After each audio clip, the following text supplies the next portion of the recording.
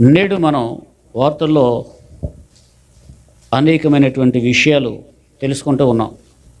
రష్యాలో అలాగే ఉక్రెయిన్కి మధ్యలో జరిగినటువంటి యుద్ధం, అలాగే కొద్ది నెలలుగా ఇజ్రాయిల్కు గాజాకు మధ్యలో కూడా యుద్ధం జరుగుతూ ఉంది. ఇలాగ మనం యుద్ధాల గురించి, యుద్ధ సమాచారాల గురించి, ఇంకా లోకంలో అనేకమైనటువంటి వార్తలు వింటూ ఉన్నాం. వాటిలో మనం వినే వార్తల్లో దుర్వార్తలే ఎక్కువ. దేవుని వాక్యంలో మత్తయి సువార్త 24వ అధ్యాయంలో 4వ వచనం నుంచి చూస్తే, ఒకరోజు యేసు ప్రభువారి దగ్గరకు ఆయన శిష్యులు వచ్చి ఒక ప్రశ్న అడిగారు. ఏమనంటే 3వ వచనం నుంచి కూడా చూడండి. ఈ చదవబడినటువంటి వాక్య భాగంలో యేసు ప్రభువారు ఆయన ఒలివల కొండ మీద కూర్చున్నప్పుడు శిష్యులందరూ ఆయన్ని ఒక డౌట్ అడిగారు. అయ్యా, నీ రాకడకు, ఈ యుగ సమాప్తికి సూచనలు ఏవి, అవి మాతో చెప్పమన్నారు. ఈనాడు చాలామంది 2020లో ఒక ఆయన 2020 కల్లా యుగం అంతమైపోతూ ఉంది అని యుగాంతం కూడా సినిమా తీశారు. అంటే ఈ యుగం అంతమైపోబోతుంది, యుగాంతం ఎప్పుడు అని అనేక మంది ఎప్పుడు ఈ యుగము అంతమైపోతూ ఉంది అని చాలామంది వారు తెలుసుకున్నటువంటి వాటిని బట్టి, లేదంటే వారు కట్టుతున్నటువంటి లెక్కలను బట్టి చాలామంది ఏం చేస్తున్నారంటే పలానా సమయానికి పలానా సంవత్సరంలో యుగం అంతమైపోద్దని ఇలాగంటూ ఉన్నారు. ఈ డౌట్ ఈనాడు వచ్చింది కాదు. ఇంచుమించు 2023 సంవత్సరాల క్రితం యేసు ప్రభు శిష్యులో వచ్చింది. ఈ యుగం ఎప్పుడు అంతమైపోబోతుంది అంటే ప్రభువారు చెప్పిన కొన్ని మాటలను బట్టి వాళ్ళకి ఆ డౌట్ వచ్చింది. అయితే యేసు ప్రభువారు చెప్పిన మాట ఏంటంటే 4వ వచనంలో, ఎవడను మిమ్మును మోసపరచకుండా చూసుకోండి అని చెప్పారు. అంటే మనం ఏ రోజుల్లో ఉన్నాము అని అంటే మోసపోయే రోజుల్లో ఉన్నాం. మోసగించే మనుషులు, వ్యాపారాల్లో మోసం. అలాగే మొన్న ఒక చోటకి స్వార్థకి వెళ్తే ఒక తమ్ముడు అంటున్నాడు, ఉద్యోగం ఇస్తానని డబ్బులు తీసుకున్నారండి. ఉద్యోగం ఇచ్చే వరకు నువ్వు డబ్బులు ఇస్తే ఉద్యోగం ఇచ్చేస్తామన్నారు, కానీ డబ్బులు తీసేసుకున్న తర్వాత వాళ్ళు అడ్రస్ లేరంట. మరొక తమ్ముడు చెప్తున్నాడు, డబ్బులు తీసుకున్నారంటే ఉద్యోగం ఇస్తామని, తర్వాత అదిగో ఇస్తాం ఇదిగో ఇస్తాం, ఇంచుమించు సంవత్సరం పైనే వాళ్ళు వాయిదాలు వేస్తున్నారు, కానీ డబ్బులు ఇవ్వట్లేదు, ఉద్యోగం ఇవ్వట్లేదు. కష్టపడి పనిచేసేవాళ్ళు లక్షల కొద్దీ అప్పు చేసి ఉద్యోగం వస్తుందని వాళ్ళ చేతుల్లో పెడితే ఏం చేశారు, ఉద్యోగం ఇస్తానన్నారు కానీ ఉద్యోగం ఇవ్వలేదు. అంటే ఏంటన్నమాట, మోసం. చాలా విషయాల్లో భూమి మీద ఏం జరుగుతుందంటే మోసం. అయితే యేసు ప్రభువు చెప్పిన మాట ఏంటంటే, ఎవడను మిమ్మను మోసపరచకుండా చూసుకోండి. దేవా, నీ రాకడకు యుగ సమాప్తికి సూచనలు ఏవి అంటే, ఎవడో మిమ్మల్ని మోసపరచకుండా చూసుకోండి అని మరికొన్ని విషయాలు చెప్పారు. చూడండి, అనేకులు నా పేరట వచ్చి నేనే క్రీస్తునని చెప్పి ఇదిగో పలువురిని మోసపుస్తారు. ఈనాడు చాలామంది, అనేక మంది, మొన్న యూట్యూబ్లో ఒక అతను నేనే యేసు ప్రభువుని అని ఒక అతను ప్రచారం చేస్తున్నాడు. నాకు వాక్యం తెలుసు కనుక నేను కంగారు పడలేదు. యేసు ప్రభు అంట, అమ్మో యేసు ప్రభు వచ్చాడంట, మళ్ళీ వచ్చాడంట, వెళ్దాం పదండి అని నాతో ఉన్న వాళ్ళకి చెప్పలేదు. నేను పరిగెట్టడానికి ప్రయత్నం చేయలేదు. ఎందుకంటే ప్రభువారు ముందే చెప్పారు, నేనే క్రీస్తుని అని. ఏం చేస్తారు, చాలామంది పలువురిని మోసపుచ్చుతారంట. అంచె దినాలలో యేసు ప్రభు పేరట చాలామంది వస్తారు. చాలామంది వచ్చి ఏం చేస్తారు, అనేక మందిని మోసపుస్తారని చెప్పారు. అయితే నేనే క్రీస్తుని అని ఎవరు చెప్పుకున్నా ప్రభువారు చెప్పిన మాట ఏంటి, ఆయన చెప్పింది ఏంటంటే, ఎవడును మిమ్మను మోసపరచకుండా చూసుకోండి అని చెప్పారు. తర్వాత మరియు ఇదిగో మీరు యుద్ధములను గూర్చి వింటారు, యుద్ధ సమాచారాలను గూర్చి వింటారు, మీరు కలవరపడకండి. హల్లెలూయా. వేటిని గురించి వింటారు? చూడండి, యుద్ధాల గురించి మనం వింటూ ఉన్నాం వార్తల్లో. యుద్ధముల గురించి, యుద్ధ సమాచారం గురించి మీరు వింటారు. మీరు కలవరపడిపోవద్దు. అవి జరగవలసి ఉన్నది, అవి అలా జరగాలి. ఎందుకంటే ఇవి ప్రభువు రాకడకు సూచనలు. హల్లెలూయా. ప్రభువు రాకడకు సూచనలు. ఎవడనో మిమ్మల్ని మోసపరచకుండా చూసుకోండి. ఎందుకంటే నేనే క్రీస్తునని వస్తారు. 2, యుద్ధాల గురించి వింటారు, యుద్ధ సమాచారాల గురించి వింటారు, కానీ కలవరపడొద్దు, భయపడొద్దు, దిగులు పడొద్దు. ఎందుకంటే ఏమైపోతామో, ఈ యుద్ధం మన మీద కూడా వచ్చేస్తుందేమో, మనం ఏమైపోతామో మీరు కలవరపడకుండా చూసుకోండి. ఇవి జరగవలసి ఉన్నది, అంతము వెంటనే రాదు. తర్వాత 7వ వచనం, ఇదిగో జనము మీదకి జనం, రాజ్యం మీదకి రాజ్యం లేచును, అక్కడక్కడ కరువులు వస్తాయి, భూకంపాలు వస్తాయి. మొన్నే జపాన్లో భూకంపం వచ్చి అనేక మంది చనిపోయారు. ఏ సమయంలో ఎవరికి ఏ విపత్తు వస్తుందో మనకు తెలియదు. రాకడకు సూచనలు ప్రభువు చెప్పేది 9వ వచనంలో కూడా చూస్తే, అప్పుడు జనులు మిమ్మల్ని శ్రమల పాలు చేసి, వాడికి రబ్బో వెళ్ళిపోతున్నాడరో, వెళ్ళిపోయిందరో, దిగిపోయారు, హల్లెలూయా స్తోత్రం, ఈ మధ్యన ఇంక ఇది ఒకటి తక్కువైపోయిందంట, హల్లెలూయా స్తోత్రం అని హేళన చేసే వాళ్ళు కూడా ఉన్నారు. ఇక ముందు కూడా హేళన చేస్తారని, శ్రమ పెడతారని, హింసిస్తారని ప్రభువారు ముందుగానే చెప్పారు. ఇవన్నీ ప్రభు రాకడకు సూచనలు, ఇవన్నీ ప్రభు రాకడకు సూచనలు. అలాగే 11వ వచనంలో కూడా చూస్తే, అనేకులైన అబద్ధ ప్రవక్తలు వచ్చి పలువురిని కూడా మోసపరుస్తారట. ప్రజలను మోసపరిచి కలిపి చెరిపి బోధలతో అది సత్యం కాదు, మాదే సత్యం, ఇది సత్యం కాదు, మాదే సత్యం అనుకుంటూ రకరకాలైనటువంటి బోధలు. అందుకే ఏ బోధ పడితే ఆ బోధ వినకూడదు. ఎందుకంటే తిమోతికి రాస్తూ దైవజనుడైనటువంటి పౌలు, అంత్య దినములలో ప్రజలు దయ్యముల బోధ యందు లక్ష్యముంచి విశ్వాస భ్రష్టులు అవుతారని పరిశుద్ధాత్మ ద్వారా దేవుడు తెలియచేస్తూ ఉన్నాడు. 12వ వచనంలో కూడా మనం చూసినట్లయితే, అక్రమము విస్తరించుట చేత అనేకుల ప్రేమ చల్లారిపోవును అన్నాడు. అక్రమం అంటే ఏంటి? క్రమం కానిది. ఇప్పుడు కొన్ని విషయాలు తెలుసుకుందాం. ఏంటి క్రమం కానిది? పిల్లలు తల్లిదండ్రులు లోబడుతున్నారనుకోండి, అది క్రమమా అక్రమమా? పిల్లలు అమ్మా నాన్న మాట వింటున్నారనుకోండి, అది క్రమమా అక్రమమా? వింటే పిల్లల మీద తల్లిదండ్రులకు ఏం పెరుగుతుంది? ప్రేమ పెరుగుతుంది, అవునా? అదే పిల్లలు తల్లిదండ్రులు ఎదిరిస్తున్నారనుకోండి, అది క్రమమా అక్రమమా? ఎదిరించే వాళ్ళ మీద ప్రేమ పెరుగుతుందా? అదే ప్రభువారు ఇక్కడ చెప్పారు. అక్రమం విస్తరించడం వలన అనేకుల ప్రేమ చల్లారిపోతూ ఉంది. అంటే పిల్లలు తల్లిదండ్రుల మాట వినటం, వారికి లోబడటం క్రమం. అప్పుడు ప్రేమలు పెరుగుతాయి. ఎదిరించడం అక్రమం. అప్పుడు ప్రేమలు తగ్గిపోతాయి. అలాగే భార్య భర్తకు లోబడటం క్రమం. అప్పుడు భర్త కూడా ఏం చేస్తాడు? ప్రేమిస్తాడు. భార్యని ఏం చేస్తాడు? ప్రేమిస్తాడు. ఉంటే ఉండి పోతే పోరా అందనుకోండి, ఏం కూసావే అని దుడ్డుగారు తీసుకుని అక్కడ ఏముంది, ఇంకా దెయ్యాల కొంపలా ఉంటుంది అక్కడ. అంటే భార్య తన భర్తను గౌరవించటం క్రమం. అప్పుడు నా భార్య నన్ను ఎంతగా బాగా ప్రేమిస్తుందో, లోబడుతుందో అని భర్త కూడా ఏం చేస్తాడు? ప్రేమిస్తాడు. అలాగే పురుషుడు కూడా తన భార్యను ప్రేమించడం క్రమం. భార్యని విడిచి వేరే స్త్రీతో, లేదంటే వేరేగా తను ఇంకా కుటుంబాన్ని పట్టించుకోకుండా ఉన్నాడు అనుకోండి, అదేమైపోతుంది? అక్రమం. తర్వాత మరి భార్యను ప్రేమించకపోతే కుటుంబంలో ఇంట్లో ఏముందో ఏం లేదో, పిల్లలకి వండి పెట్టడానికి ఏముందో లేదో, సరైన వస్త్రాలు లేకుండా భర్త కుటుంబాన్ని పట్టించుకోవట్లేదు అనుకోండి, ప్రేమలు పెరుగుతాయి అంటారా?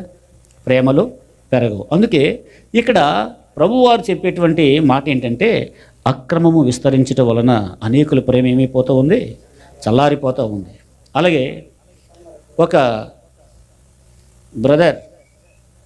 బ్రదర్ తెలుసు నాకు. వాళ్ళ ఇంట్లో ఎప్పుడు గొడవలే. ఎందుకు గొడవలంటే, తల్లి ఉంది, వృద్ధాప్యం వచ్చిన తల్లి, కోడలమ్మ ఉంది. వాళ్ళిద్దరికీ పడదు. ఎవరికి? అత్త కోడలకి పడదు. అత్తగారి మీద చాడీలు చెప్తేది కోడలు, కోడల మీద చాడీలు చెప్తేది అత్తగారు. వీళ్ళిద్దరి మధ్యలో ఇతను నలిగిపోతూ ఉంటాడు. ఎవరు? వాళ్ళ అబ్బాయి. అమ్మ వైపున మాట్లాడాడు అనుకోండి, ఇదిగో మీ అమ్మ మాట ఈయను, నేనెందుకు అని ఆవిడ ఇసురుపుచ్చుకుని వెళ్ళిపోతూ ఉంటుంది. భార్య మాట విన్నాడు అనుకోండి, రే పెళ్ళయ్యాక నీకు పెళ్ళం బెల్లమైపోయిందిరా, ఇన్నాళ్ళ దాకా కని పెంచి పెద్దవాడిని చేస్తే నేను అల్లమైపోయినరా నీకు. హలో అంటే అక్కడ అత్త కోడల మధ్యలో ఏం లేదు? ఒక క్రమమైన అనుబంధం లేదు వాళ్ళలో. అందుకే అబ్బాయి, రేపు మీరు పెళ్ళిళ్ళు అయిన తర్వాత ఇప్పుడే చెప్తున్నాను, అమ్మ వైపున మాట్లాడతారా, భార్య వైపు మాట్లాడతారా?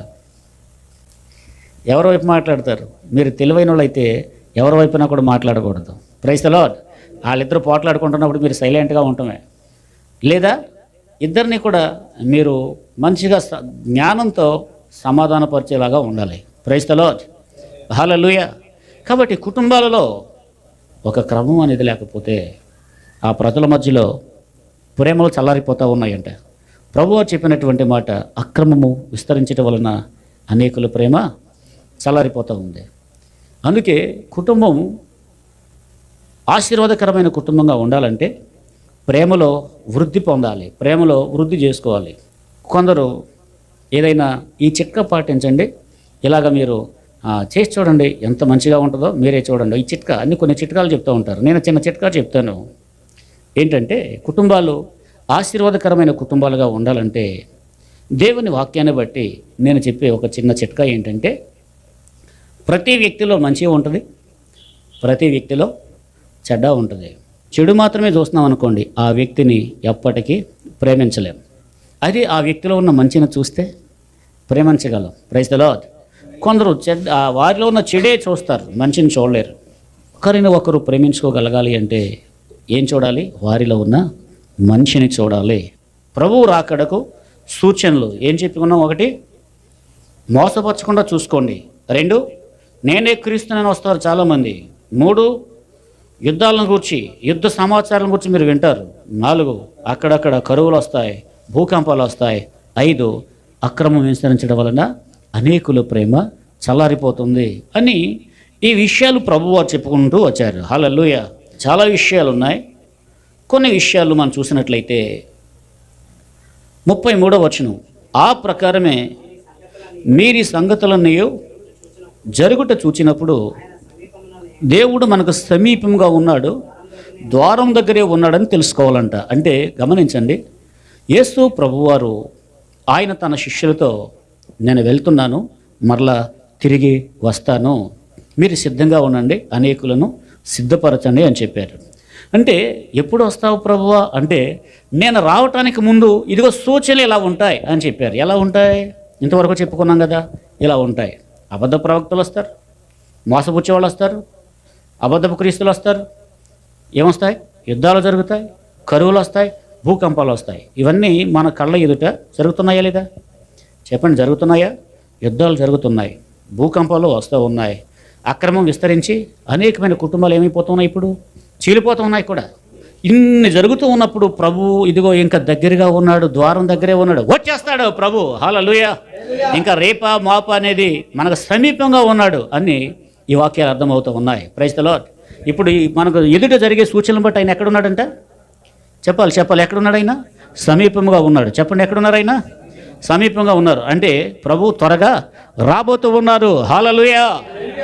ఆయన రాబోతూ ఉన్నారు కనుక మరి ఇప్పుడు మనం ఏం చేయాలి అని అంటే, ఆయన వచ్చినప్పుడు మనము ఆయన ఎదుర్కోవటానికి శక్తివంతులం అయి ఉండాలి. ఆమేన్. హల్లెలూయా. అయితే ప్రభువుని ఎదుర్కోవాలంటే మనం ఏం చేయాలి? ఆయనేమో పరిశుద్ధుడు, మరి మనమెవరు? ఆయన నీతిమంతుడు, మనమెవరు? బైబిల్ చెప్తుంది నీతిమంతుడు లేడు, ఒక్కడనూ లేడు. అంటే అందరూ పాపము చేసి దేవుడు అనుగ్రహించు మహిమను పొందలేకపోతున్నారని వాక్యం ఉంది. మరి ఆయన వచ్చినప్పుడు ఆయన ఎదుట నిలవాలి అంటే మనం ఏం చేయాలి? ఆయన ఎదుట నిలిచే శక్తి మనకు ఉన్నదా అంటే ప్రభు ఆ శక్తిని మనకు దయచేస్తూ ఉన్నారు. ఆమేన్. ఎలాగో దయచేస్తూ ఉన్నారు. కొన్ని విషయాలు చెప్పి నేను ముగించేస్తాను. పరిశుద్ధుడైనటువంటి దేవుని ఎదుట మనం నిలబడాలి అంటే మనం ఏం చేయాలి? ప్రభువారే మార్కు సువార్త 1వ అధ్యాయము 15వ వచనంలో ఇలాగ చెప్పారు. ఏమని చెప్పారంటే, కాలము సంపూర్ణమై ఉన్నది, దేవుని రాజ్యము సమీపించింది. చూడండి, ఇక్కడ కూడా ప్రభువారు ఏం చెప్తున్నారు? టైం లేదు. Praise the lord. కాలం సంపూర్ణమైపోయింది, దేవుని రాజ్యం సమీపించింది. అంటే మీరు మారు మనసు పొంది సువార్త నమ్మండి. అంటే మారు మనసు పొందాలంట. ఏం చేయాలి చెప్పండి? మారు మనసు పొందాలి. మారు మనసు అంటే ఏంటి? మారు మనసు అంటే మార్పు చెందాలి. ప్రభువు దగ్గరికి రాకముందు మనలో కోపం ఉండేదండి, ఎవరన్నా చిన్న మాట అంటే కోపం ఉండేది. నన్ను అంటావా అని డబ్బా కోపం ఉండేది. కానీ ఇప్పుడు ప్రభువు దగ్గరికి వచ్చిన తర్వాత ఏం చేయాలి? మార్పు రావాలి. అనవసరమైన కోపం ఉండాలి, కానీ ఆ కోపం ద్వారా ఏం జరగకూడదంటే పాపం జరగకూడదనమాట. హల్లెలూయా. కోపం ద్వారా ఏం జరగకూడదు? పాపం జరగకూడదు. ఒక మారు మనసు అంటే ఒక అబ్బాయి ఉన్నాడంట. ఒక అబ్బాయికి చాలా అలవాట్లు ఉన్నాయి. డ్రగ్స్ చేసే అలవాటు ఉంది, మద్యం అలవాటు ఉంది, పేకాట అలవాటు ఉంది, పాన్పారకు, గుట్కాలు ఇవన్నీ, ఇంకా సిగరెట్లు, ఈ అలవాట్లన్నీ ఉన్నాయి. ఈ అలవాట్లన్నీ ఉంటే తల్లిదండ్రులు, ఒరేయ్ యవనస్తుడు ఇన్ని అలవాట్లు ఉంటే నీ పెళ్ళెలాగా అవుతుందిరా, రకరకాలుగా చెప్పేవారు. వినేవాడు కాదు. అతనికి ఉన్నటువంటి అలవాట్లు అంతకంతకు ఇంకా వాటికి బానిస అయిపోయాడు. అవి లేకుండా ఉండలేకపోతున్నాడు. చదువుకుంటున్నాడు, తల్లిదండ్రులకు దూరంగా ఎక్కడో హాస్టల్లో ఉంటూ కాలేజీలో చదువుతున్నాడు. ఉన్నట్టుండి ఒకరోజు వాళ్ళ తల్లిదండ్రులకు, వాళ్ళ అక్క బావకు, వాళ్ళకి ఉత్తరాలు వెళ్ళినాయి. అతను చనిపోయాడన్న వార్తతో ఉత్తరాలు వెళ్ళినాయి. వాళ్ళందరూ లబోదీబోం అనుకుంటూ ఏడుస్తూ బయలుదేరి వాళ్ళ అమ్మ, నాన్న, వాళ్ళ అక్క, బావ వీళ్ళందరూ అతను హాస్టల్ రూమ్కి వెళ్ళేసరికి తలుపు తీసుంది. గుమ్మం ఎదురుగుండా సమాధి పెట్టి ఉంది. గుమ్మం ఎదురుగా సమాధి పెట్టుంటే గుమ్మం ఎదురుగా సమాధి పెట్టుంది. వీళ్ళు వెళ్ళటంతో ఆ సమాధి పెట్టిన చూడగానే ఇంకా బోరుమని ఏడుస్తూ ఉన్నారు. అయ్యో చనిపోయావా, నీ కాలం నిండుకుండా చనిపోయావని అలాగా వాళ్ళు ఏడుస్తూ లోపలికి అడుగుపెట్టి ఇంకొక అడుగు ముందుకు చూసేసరికి తెల్ల బట్టలు వేసుకుని తలస్నానం చేసి బైబిల్ చేతబట్టుకుని ఒక అతను అటు తిరిగి కూర్చున్నాడు. అటు తిరుగున్నవాడు ఇటు తిరిగేసరికి అప్పుడు ఏడ్చుకుంటూ వెళ్ళినటువంటి వాళ్ళు హాస్టల్ రూమ్లో అడుగుపెట్టినటువంటి వాళ్ళకి ఒక్కసారి భయం వేసింది. అమ్మో పోతాం, బాబోయ్ పోతాం అని చెప్పేసి వాళ్ళు కంగారు పడ్డారు. కంగారు పడి వీడు మనవాడు ఇలాగున్నాడు, ఎదురుగా సమాధి పెట్టుంది, చచ్చిపోయినని చెప్పాడు, ఏంటి ఉత్తరాలు ఏంటి, మనం చూసే దృశ్యం ఏంటి, ఏం అర్థం కావట్లేదు, బుర్ర పాడైపోయింది వీళ్ళకి. ఆ తర్వాత మెల్లగా ఆ చేతిలో ఉన్న బుక్ మూసి పక్కన పెట్టేసి బైబిల్, కంగారు పడకండి, మీరు విన్నది నిజమే, మీరు చూసేది నిజమే అంటున్నాడు అతను. వాళ్ళ నాన్నకి కోపం వచ్చింది. ఎరా పిచ్చిగా ఉందా నీకు, ఆ ఉత్తరాలు ఏంటి, ఎంత కంగారు పడ్డామో తెలుసా,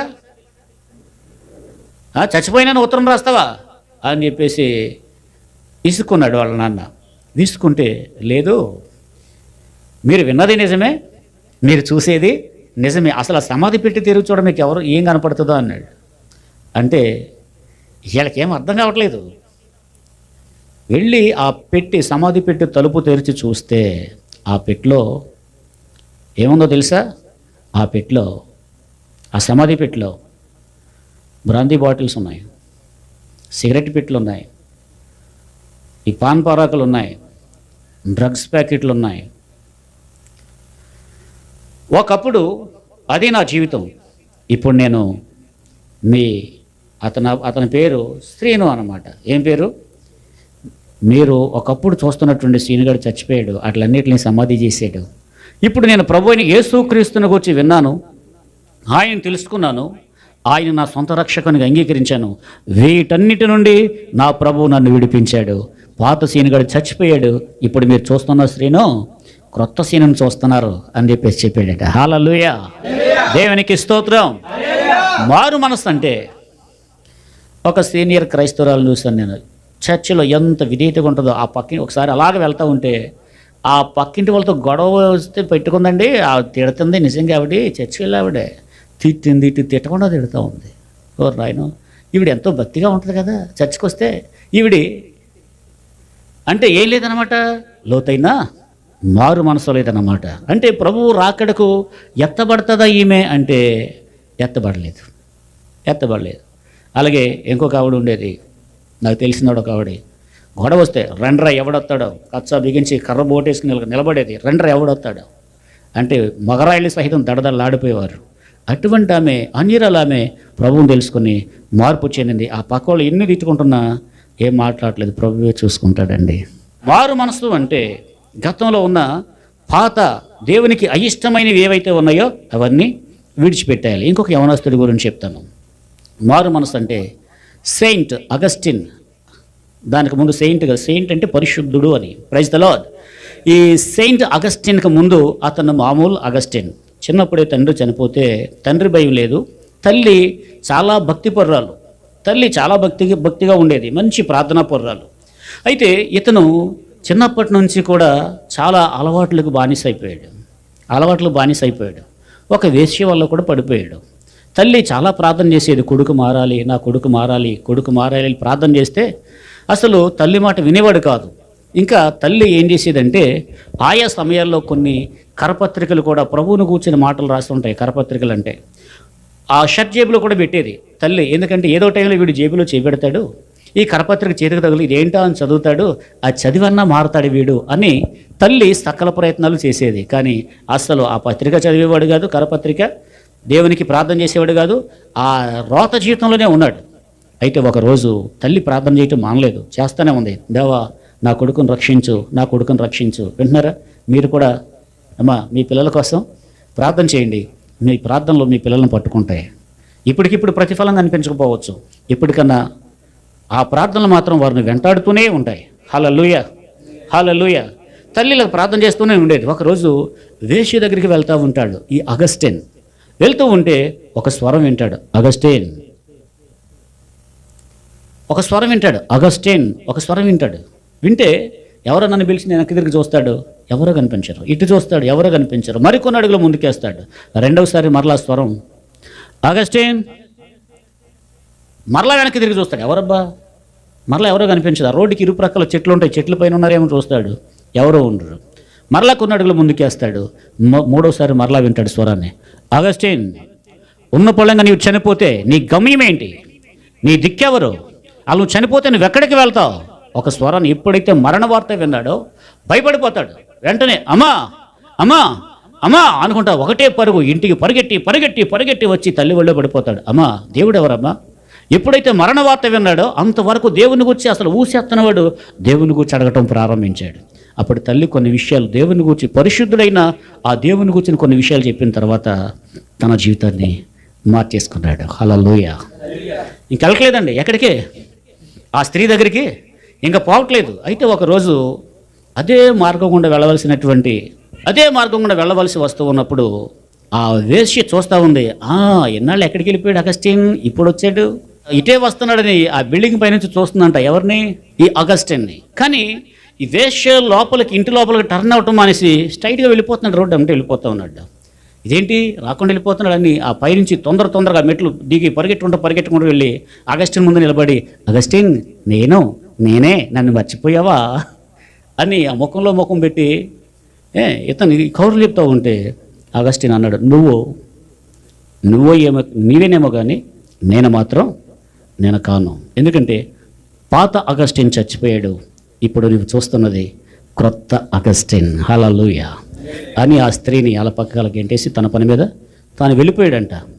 ఎందుకు విషయం చెప్తున్నాను? మారు మనసు అంటే అప్పటి నుంచి అగస్టిన్ ఏమైపోయాడు? పరిశుద్ధ అగస్టిన్ అయిపోయాడు. ఆమేన్. హల్లెలూయా.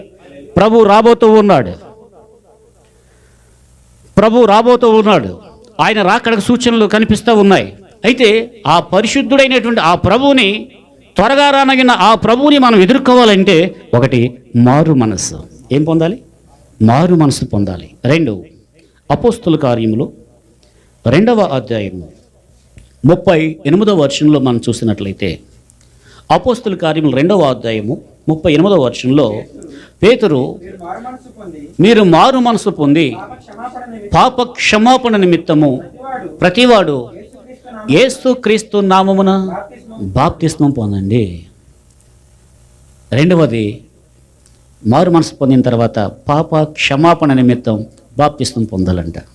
ఈ వాక్యాన్ని బట్టి పాప క్షమాపణ కావాలి అంటే నేను ప్రారంభంలో ఒక మాట చెప్పాను. ఆయన ఇదిగో దేవా నీ రాకడకు సూచనలు ఏంటి అని అడిగితే ప్రభువారు చెప్పిన మాటలు, ఎవడన్నా మిమ్మను మోసపరచకుండా చూసుకోండి అని చెప్పారు. ఇంకా మనం ఏం చేయాలంటే ఆ పరిశుద్ధుడైన ప్రభు వచ్చినప్పుడు ఆయన ఎదుర్కోవటానికి సిద్ధపడాలి. ఎలాగూ అంటే మారు మనస్సు. ఏ మనసు? మారు మనసు పొందాలి. Praise the lord. 2, బాప్తిస్మం. మీలో ప్రతివాడు మారు మనసు పొంది పాప క్షమాపణ నిమిత్తం ఏం పొందాలి? బాప్తిస్మం పొందమని ఇక్కడ వాక్యం చెప్తుంది. మారు మనసు లేకుండా పొందే బాప్తిస్మం కరెక్ట్ కదనమాట అండి. ఒక ఆయన అన్నాడు, మారు మనసు లేకుండా బాప్తిస్మం పొందితే చెరువులో మునిగే గేదెకి, బొదులో పూర్లే పందికి మార్పు లేకుండా పొందిన బాప్తిస్మానికి తేడా లేదు అన్నాడు. అందుకే మారు మనసు పొంది బాప్తిస్మం. అలాగే అపోస్తల కార్యములు 22వ అధ్యాయం 16వ వచనం. ఇక్కడ యేసు ప్రభు ఆయన సేవకులను ద్వేషించేటువంటి ఒక వ్యక్తి, అతని పేరు సౌలు. యేసు ప్రభు అంటే ఇదొక మతం, ఆయన దేవుడు కాదు అని మత సంబంధమైన ప్రభుత్వం చేత అధికార పత్రాలు పొంది సౌలు అనేటువంటి ఒక వ్యక్తి ఏం చేస్తున్నాడంటే క్రైస్తవులను హింసిస్తూ ఉన్నాడు. వాళ్ళని దగ్గరుండి రాళ్లతో కొట్టిస్తున్నాడు, వాళ్ళని చంపుతూ ఉన్నాడు కూడా. అపోస్తల కార్యాలు 7వ అధ్యాయంలో స్టెఫెను అనేటువంటి ఒక యవనస్తుడిని దగ్గరుండి మరీ చంపించాడు. అయితే అపోస్తల కార్యాలు 9వ అధ్యాయంలో అతను ఇంకా యెరూషలేములో ఆయన శిష్యులు ఉన్నారు, వాళ్ళ అంతు చూడాలని బయలుదేరాడు. ఎవరు? ఈ సౌలు అనే వ్యక్తి. బయలుదేరితే దమస్కు అనే ప్రాంతానికి వచ్చేసరికి దేవుడిని యొక్క వెలుగు, యేసు ప్రభు ఒక వెలుగు రూపంలో ఆ వ్యక్తిని తాకేసరికి ఆ వాహనం మీద వెళ్తున్నటువంటి వ్యక్తి వెంటనే కింద పడ్డాడు. కిందపడి ఒక స్వరాన్ని వింటూ ఉన్నాడు, సౌలా సౌలా నీవేళ నన్ను హింసిస్తావు అని ఒక స్వరాన్ని విన్నాడు. వింటంతోనే నువ్వెవడవు అంటున్నాడు పడిపోయిన వ్యక్తి. నీవు హింసించుచున్న యేసుని నేనే అంటే యేసు ప్రభువే అతనితో డైరెక్ట్గా మాట్లాడాడు. ఇదేంటి, నీవు హింసిస్తున్నా, నేను హింసిస్తున్నా యేసు నీవేనా? నువ్వు దేవుడు కాదనుకున్నాను, నువ్వు భ్రమనుకున్నాను. ఎప్పుడైతే ఆ వెలుగును చూశాడో, ఆ వెలుగులో నుంచి వచ్చినటువంటి ఆ స్వరాన్ని విన్నాడో సౌలు పౌలుగా మారిపోయాడు. హల్లెలూయా, దేవునికి స్తోత్రం. ఎలాగ మారిపోయాడండి? ఆ వెలుగుతో అతను తాకిన తర్వాత కళ్ళు కనిపించడం అతను కనిపించట్లే, పొరల వంటివి కమ్మేసినాయి. అతన్ని ఒక చోట ఉంచారు. అయితే యేసు ప్రభు వారు తన శిష్యుల్లో ఒకనికి కనిపించి, నీవు తార్సువాడైనటువంటి సౌలు ఫలానా చోట ఉన్నాడు, అక్కడికి వెళ్ళు, అతను నేను దర్శించాను, నీవు అతని కొరకు ప్రార్థన చేయి అని అంటే, వాడా నేను నమ్ముకున్న వాళ్ళని హింసించేస్తున్నాడు ఆయన, నేను నమ్ముకున్నటువంటి వాళ్ళని చంపించేస్తా ఉన్నాడు, అతని దగ్గరికి వెళ్ళమంటున్నావేంటి? లేదు, నేను అతను దర్శించాను, నువ్వు వెళ్ళు అనగానే ఆ సేవకుడు అక్కడికి వెళ్ళిన తర్వాత అక్కడ ఒక మాట అంటాడు. చూడండి 16వ వచనం చదవండి. నీవు తడవు చేయటం ఎందుకు అంటే ఆలస్యం చేయటం ఎందుకు? లేచి ఆయన నామమును బట్టి ప్రార్థన చేసి బాప్తిస్మం పొంది నీ పాపములను కడిగి వేసుకో. హల్లెలూయా. అయితే దేవుని ఎదుట ప్రభువు వచ్చినప్పుడు ఆయన ఎదుర్కోవాలి అంటే, 1 మారు మనసు పొందాలి, 2 బాప్తిస్మం పొందాలి, అలాగే 3వది పరిశుద్ధాత్మను కూడా పొందాలి. పరిశుద్ధాత్మను పొందాలి. తను అడుగువారికి ఎంతో నిశ్చయముగా ఆత్మనిస్తాడంట. అపోస్తల కార్యములు మనం చదువుకున్న 2వ అధ్యాయం 38వ వచనంలో దైవజనుడైన పేతురు ఇలాగన్నాడు, మీలో ప్రతివాడు పాప క్షమాపణ నిమిత్తము మారు మనసు పొంది బాప్తిస్మం పొందండి అని చెప్పి మరొక మాట అన్నాడు, అప్పుడు మీరు పరిశుద్ధాత్మ అను వరము పొందుదురు. చెప్పండి, మీలో ప్రతివాడు మారు మనసు పొంది పాప క్షమాపణ నిమిత్తం మీరు బాప్తిస్మం పొందండి, అప్పుడు పరిశుద్ధాత్మ అను వరమును పొందుదురు. బాప్తిస్మానికి ముందన్నా తన ఆత్మనివ్వచ్చు, తర్వాత ఆత్మను పొందవచ్చు. ఆత్మకు షరతులు లేవు. Praise the lord. అన్ని జనుల మీద కూడా వచ్చినటువంటి సందర్భాలు, దేవుని ఆత్మ అన్ని జనుల మీద కూడా వచ్చినటువంటి, అసలు ప్రభు అంటే ఎరగని ప్రజలు ఆయన దగ్గరకు వస్తే వాళ్ళ మీద కూడా పరిశుద్ధాత్మ దిగివచ్చారు. హల్లెలూయా. అయితే ఆత్మను పొందాలి. ఎందుకంటే పరిశుద్ధాత్ముడు ఏం చేస్తాడంటే మనలను, యేసు ప్రభు వారు చెప్పారు, సత్యములో నుండి సర్వసత్యములోనికి మనలను నడిపిస్తారు. అందరం పాడదామా? సన్నుతించెదను దయాళుడవు నీవని. అందరూ చప్పట్లు కొట్టచ్చు. సన్నుతించెదను దయాళుడవు నీవని యెహోవా నీవే దయాళుడవని నిన్ను సన్నుతించెదను. యెహోవా నీవే దయాళుడవని నిన్ను సన్నుతించెదను. సన్నుతించెదను దయాళుడవు నీవని. సర్వసత్యములో నన్ను నీవు నడిపి ఆదరించిన పరిశుద్ధాత్ముడా. సర్వసత్యములో నన్ను నీవు నడిపి ఆదరించిన పరిశుద్ధాత్ముడా. కృపానిధివి నీవేగా నా యేసు రాజా, నిన్ను సన్మానించెదను. పాడదాం. కృపానిధివి నీవేగా నా యేసు రాజా, నిన్ను సన్మానించెదను. ఆయన సర్వసత్యంలో నడిపిస్తాడు. ఆయన మనల్ని బలపరుస్తాడు. ధైర్యం చెడిపోయిన సమయంలో నేనున్నాను, భయపడకంటాడు. ఆయన ఎల్లప్పుడూ మనతో ఉంటాడు. Praise the lord. ఒకవేళ మీలో ఎవరైనా నేను ఒంటరిని, నాకు దిక్కెవరు లేరు, ఒక దిక్కుమాలిన స్థితిలో ఉన్నాను, నన్ను పట్టించుకునే వాళ్ళు లేరు అనుకుంటే మీరు ఒంటరి కాదు. దేవుని ఆత్మ మీకు తోడై ఉంటే. హల్లెలూయా. అందరూ చెప్పండి, నేను ఒంటరిని కాను, నాతో పరిశుద్ధాత్మ నాతో ఉన్నాడు, నా యేసయ్య నాతో ఉన్నాడు. హల్లెలూయా. గమనించండి, దేవుని పిల్లలు ఎప్పుడు మీరు ఒంటరి కాదు, మీకు ప్రభువు తోడై ఉన్నాడు. ఎందుకు తోడై ఉన్నాడంటే ఈ భూమి మీద ఆదరించడానికి, బలపరచడానికి, అలాగే ఈ జీవితం తర్వాత ఇదిగో ప్రభువు రాబోతూ ఉన్నాడు, ఆయనను ఎదుర్కొనే శక్తిమంతులుగా మనల్ని చేయటానికి. ఆమేన్. ఇప్పుడు నమ్మటం ద్వారా, మారు మనసు పొందడం ద్వారా, బాప్తిస్మం పొందడం ద్వారా, పరిశుద్ధాత్మను పొందడం ద్వారా, అలాగే ఇంకా ఎలాగూ మనం నీతిమంతులుగా తీర్చబడుతున్నామంటే ఆయన రక్తంతో మనం కడగబడి నీతిమంతులుగా తీర్చబడుతూ ఉన్నాము. ప్రభువుకు నమ్మకం ముందు అనవసరమైన కోపం, నోటబూతులు, ద్వేషం, కపటం, అసూయ, కక్షలు ఇవన్నీ మనిషిలో ప్రతి వ్యక్తిలో కూడా ఉన్నాయి. అది నా మాటలు కాదు. మీరు మార్కు సువార్త 7:21 చూస్తే దురాలోచన, జారత్వం, దొంగతనం, నరహత్యలు, వ్యభిచారాలు, లోపం అంటే పిసినరితనం, చెడుతనం,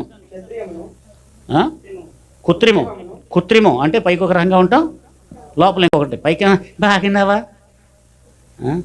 నీ కాలు ఇప్పుడు పడిపోద్దా, చెయ్యి ఎప్పుడు పడిపోద్దా, లోపల అనుకోవటం కృత్రిమం అన్నట్టు. ఆ కృత్రిమమును, కామ వికారము, మత్సరం అంటే చూసి సహించలేనటువంటి తను, ఇతరులు మంచిగా ఉంటే వారవలేని తను, మత్సరం. ఆ మత్సరమును, దేవదూషణయు, అహంభావం, నేను అహంభావం, అవివేకం.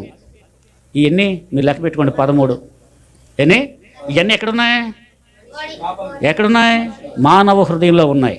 అయితే యేసయ్య దగ్గరికి వస్తే ఇవన్నీ తీసేస్తాడు. ఆయన రక్తంతో కడిగేస్తాడు, ఆయన ఆత్మతో కడిగేస్తాడు, ఆయన వాక్యంతో కడిగేస్తాడు. ఇవన్నీ చెప్పడానికి టైం లేదు. స్తోత్రం. అలా కడిగేసి ఇప్పుడు ఏం చేశాడు? నీతిమంతునిగా తీర్చేశాడు. Praise the lord. ఇప్పుడు ఈ వ్యక్తి ఏం చేశాడు? మారుమనసు పొందాడు, బాప్తిస్మం పొందాడు, లోపల ఉన్న చెడుగంతా తొలగిపోయింది. ఇప్పుడు పరిశుద్ధుడైపోయి సంఘ సహవాసంలో చేర్చబడి ఆదివారం చర్చకు వస్తూ వాక్యాన్ని వింటూ వాక్యానుసారంగా మంచిగా నడుచుకుంటున్నాడు. మనం అందరం కూడా అలాగూ మంచిగా సంఘ జీవితంలో ఉన్నప్పుడు హల్లెలూయా. మనం భూమి మీద ఉన్నాం, ఏం వింటున్నాం?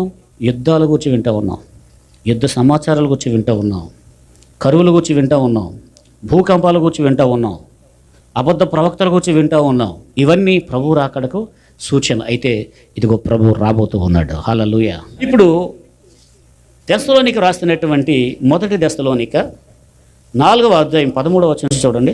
సహోదరులారా, నిరీక్షణ లేని ఇతరుల వలె మీరు దుఃఖపడకుండా నిమిత్తము, ఇది నిరీక్షణ లేని ఇతరుల వల్ల మీరు ఏడవకుండా ఉండాలి. ఎందుకంటే వాళ్ళు చనిపోలేదు, నిద్రపోతూ ఉన్నారు. చచ్చిపోయినవాడు లేస్తాడమ్మా?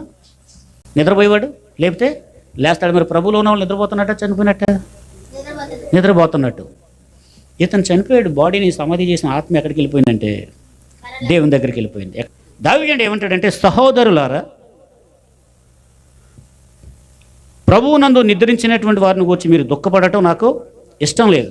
చచ్చిపోతే ఏడవాలి, బ్రతుకున్న వాళ్ళ కోసం ఎందుకు ఏడవటం? వాళ్ళు చనిపోలేదు, నిద్రపోతున్నారు అని మాట్లాడుతూ ఏమంటాడంటే, ఇదిగో చదవండి, యేసు మృతి పొంది తిరిగి లేచినని మనము నమ్మిన ఎడల. హలో, ఆగండి.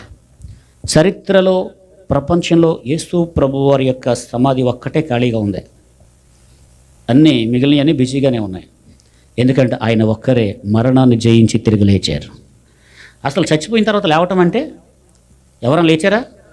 లేగరు. కానీ యేసయ్య ఒక్కరు లేచారు. హల్లెలూయా.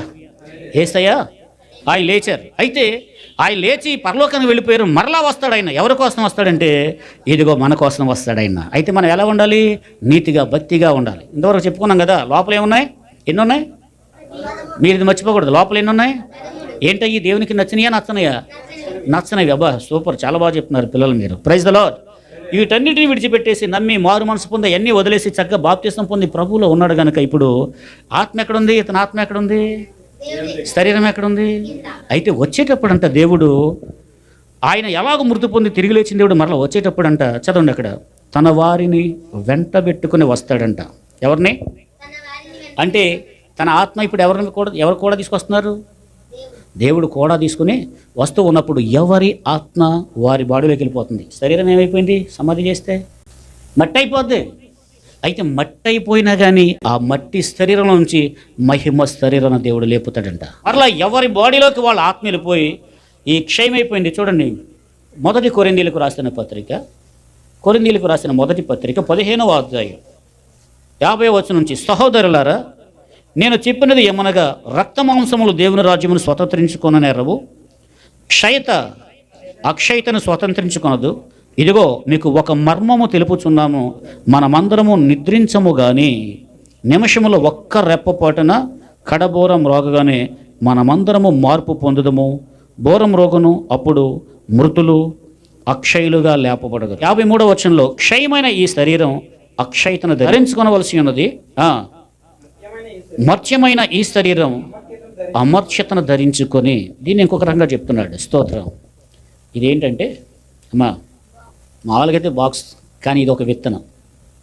ఇంకా మీకు అర్థం అవటానికి మామిడి టెంకాయ. ఇది మామిడి మొక్క కావాలంటే ఏం చేయాలి? మామిడి మొక్క మొలవాలంటే, మొక్క కావాలంటే ఏం చేయాలి? టెంకన భూమిలో పాతేయాలి. పాతేస్తే టెంకాయ ఏమైపోద్ది? అది ఏ విత్తనమైనా సరే, విత్తనం భూమిలో పడి చచ్చిపోయిన తర్వాత దానిలోంచి ఏమొస్తుంది అనమాట? క్రొత్త మొక్క వస్తుంది. అలాగే మన శరీరం కూడా, ఇక్కడ ఆ విషయాలు దవ్యని అంటాడు, క్షయమైనదిగా విత్తబడి దీనిలో మరలా మహిమగల శరీరం లేస్తూ ఉంది. హల్లెలూయా. ప్రభు ఆర్భాటంతో వచ్చినప్పుడు ఆత్మ వీరిలోకి వెళ్ళిపోయి ఈ శరీరం ఏమైపోద్దంట? ప్రభువు నందు ఉన్న మృతులు అక్షయతను ధరించుకుని రాగానే తారా స్పీడ్గా వెళ్ళిపోతారు. ఎక్కడికి? ఇప్పుడు ఆత్మ శరీరం ఏకమైపోయి మహిమ శరీరంతో, ఇది ఏ శరీరం అనుకుంటున్నారు? సూర్యుని కంటే సూర్యుని వల్లే దక దక దక మెరిసిపోతారంట. పరలోకంలో నల్లలు ఉంటారా? తెల్లలు ఉంటారా? తెల్లలు ఉండరు, నల్లలు ఉండరు, ఎర్రలు ఉంటారా? వాళ్ళు కూడా ఉండరు. మరి ఎవరుంటారు? దేవుని మహిమతో ఉన్న పరిశుద్ధులు ఉంటారు. సూర్యుని వలె ప్రకాశిస్తారంట. చెప్పండి, గట్టిగా చెప్పండి, కొట్టండి. హల్లెలూయా, హల్లెలూయా. ఎందుకు ప్రభువు రాకడకు మనం సిద్ధపడాలి అనంటే, ఇలాగూ ప్రభువునందు మృతులు దేవుని దగ్గరికి వెళ్ళిపోతారు. అయితే మరి ఇప్పుడు బ్రతుకున్నాం కదా అక్క, బ్రతుకున్నాం కదా, ప్రభువునందు సమాధిలో ఉన్న వాళ్ళు తెరవబడ్డా వెళ్ళిపోయారు. మరి మన పరిస్థితి ఏంటి అనంటే, ఇప్పుడు మనం ఇక్కడ ఇలా ఆరాధన చేస్తాం. ఇప్పుడే ప్రభువు వచ్చేసాడు అనుకోండి, ఇక్కడ ఎంతమంది వాక్యానుసారమైన జీవితం కలిగి ఉన్నారో, ప్రభువు నమ్ముకున్న వాళ్ళందరూ కాదు, పేరుకు క్రైస్తవులందరూ కాదు. అలాగే నేను వాక్యం బోధించి వాక్యానుసారంగా నేను నడవకపోయినా నేను కూడా ఎత్తబడను. వాక్యాన్ని వినేసి మీరు వాక్యాన్ని పాటించకపోయినా మీరు కూడా ఎత్తబడరు. ఎవరైతే వాక్యానుసారంగా ఉంటారో వారందరూ రెప్పబాటులో, మీ చేతుల్లో బైబిల్ అలాగే ఉంటాయి, మీ వస్త్రాలు ఇక్కడే ఉంటాయి, మీ దేహం మాత్రం రెప్పబాటులు మార్పు చెంది మీ దేహం కూడా క్షణలమయమైపోద్ది అంతే. హలో, ఆ రోజు ప్రభు రాకడ రోజు చాలా ప్రమాదాలు జరిగిపోతాయి తెలుసా మీకు? ఒకవేళ బస్ డ్రైవర్ ప్రభు నమ్ముకుని మారు మనసు పొంది పరిశుద్ధాత్మను పొందుడైతే ఆ బస్సు దోలుతూ ఉండగా అతను ఆ బోర శబ్దం అతనికి వినపడగానే రెప్పపాటులో అక్కడి నుంచి అలగిపోయి వెళ్ళిపోతాడు. వెళ్ళే బస్సు ఏమైపోద్ది, ఎక్కడికి వెళ్ళిపోద్దో తెలియదు. ఒకవేళ ట్రైన్ నడిపే వ్యక్తి ఒకవేళ ప్రభువు నమ్మి మారు మనసు పొందినోడైతే ఆ ట్రైన్ ఏమైపోద్ది, మొత్తం కట్టలు తెచ్చుకుని వెళ్ళిపోద్ది అంతే. ఎక్కడికి వెళ్ళిపోద్దో తెలియదు. అందులో ఉన్నవాళ్ళు ఎంతమంది జన నష్టం జరుగుతుందో కూడా చెప్పలేము. ఒకవేళ ఫ్లైట్ నడిపేటువంటి ఎవరు పైలట్ ప్రభు నమ్మినవాడైతే ఆ గాల్లో పల్టీలు కొట్టుకుంటే కిందకు వచ్చేద్దాం అంతే, అతను అలాగ వెళ్ళిపోతే. హలో, ప్రభు రాకడ చాలా భయంకరంగా ఉంటుంది. పరిశుద్ధులందరూ ఎత్తబడిపోతారు. గమనించండి.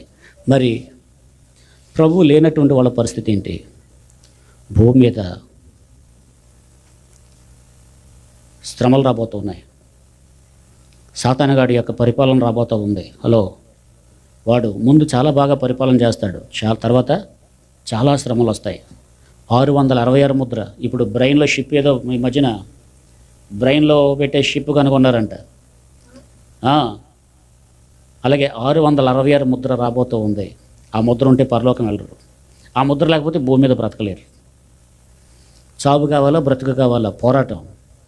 ముద్ర ఉంటే పరలోకం వెళ్ళరు, ముద్ర లేకపోతే వెళ్తారు. కానీ ముద్ర లేకపోతే భూమి మీద బ్రతుకు తెరువు కష్టమైపోద్ది. ఆ తర్వాత మరి ప్రభువు లేనటువంటి వాళ్ళ పరిస్థితి ఏంటి? లూకాసు సువార్త 12వ అధ్యాయంలో 16వ అధ్యాయంలో కూడా నేను చెప్పేస్తూ ఉన్నాను. ఎవరైతే ప్రభువు నందు విశ్వాసం ఉంచరో, క్రీస్తు రక్తం చేత కడగబడరో, హృదయంలో ఉన్నటువంటి 13 రకాల పాపాలు విడిచిపెట్టకుండా ఉంటారో, వాళ్ళ భూమి మీద చనిపోయినప్పుడు నరకంలో కళ్ళు తెరుస్తారంట. ఎక్కడ? అమ్మోయ్ మంటలు, బాబోయ్ మంటలు, కాలిపోతున్నాను బాబోయ్, రక్షించను బాబోయ్. అప్పుడు ఏడ్చిన ప్రయోజనం లేదు.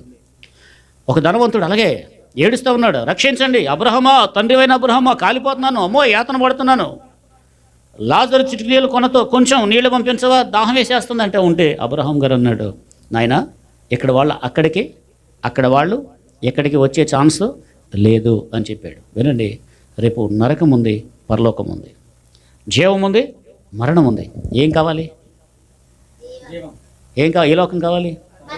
ఏ లోకం వద్దు? నరకం వద్దు, పాతాళ లోకం అసలు పగడు కూడా ఉండకూడదు. హలో, అది ఉండకుండా ఉండాలంటే ఏం చేయాలి? మారు మనసు పొందాలి, బాప్తిసం పొందాలి, పరిశుద్ధాత్మను పొందాలి. ఇలాగ సంఘ సహవాసం కలిగి ఉంటే మనం ఆత్మీయ జీవితంలో బలపడటానికి దేవుడు ఏం చేస్తాడంటే మనల్ని విశ్వాసంలో వాక్యం ద్వారా బలపరుస్తూ ఉంటాడు. తర్వాత మనం ప్రభు రాకలు ఎత్తబడతాం, నరకం నుండి తప్పించుకుంటాం, నిత్యత్వంలో ప్రభువుతో కూడా ఉంటాము. ఆమేన్. చివరిగా ఒక మాట చెప్పి ముగిస్తాను. లూకాసు వార్త 12వ అధ్యాయం. ఈ మాట చెప్పి నేను ముగించేస్తాను.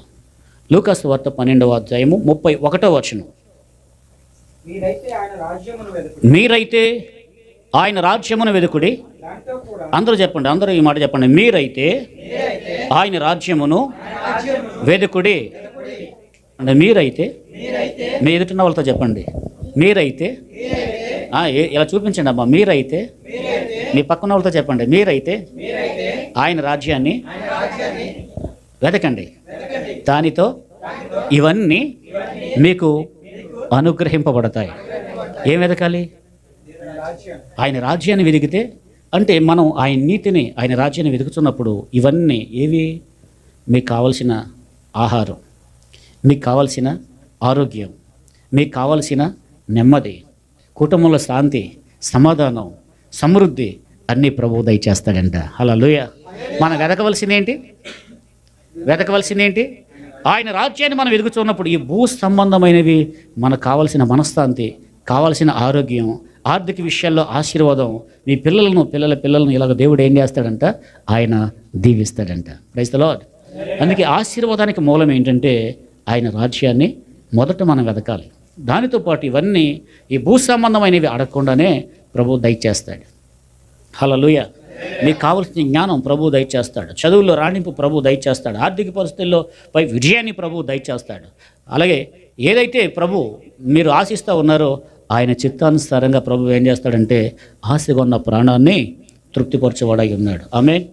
నేను ముగిస్తున్నాను. చెప్పండి, శిష్యులు ఏమడిగారు? ప్రభువా, నీ రాకడకు, ఈ యుగ సమాప్తికి సూచనలు ఏమంటే ఇన్ని విషయాలు ప్రభువు చెప్పారు. ఆమేన్. అందుకే మనం వాక్యానుసారంగా మంచిగా నడుచుకుందాం, మార్పు చెంది చక్కగా ప్రభువు ఆజ్ఞల మార్గంలో నడుచుకుందాం, ప్రభువు చేత దీవెన పొందుకుందాం. ప్రభు ఈ మాటలు మన ఇంట్లో దీవించునుగాక. ఆమేన్.